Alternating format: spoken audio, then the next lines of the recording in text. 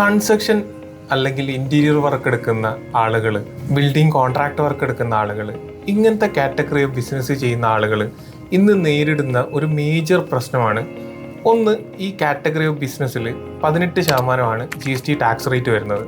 അപ്പോൾ അത് ഇപ്പോൾ ഒരു റെസിഡൻഷ്യൽ കൺസ്ട്രക്ഷൻ ചെയ്തുകൊണ്ടിരിക്കുന്ന കോൺട്രാക്ടറെ സംബന്ധിച്ചിട്ട് കസ്റ്റമർക്ക് GST ബില്ല് കൊടുത്തു കഴിഞ്ഞാൽ ഇത്രയും വലിയ ടാക്സ് ലയബിലിറ്റി വരുന്നതിനെ കൊണ്ട് തന്നെ ആ GST എമൗണ്ട് തരാൻ കസ്റ്റമർ വില്ലിങ് അല്ല.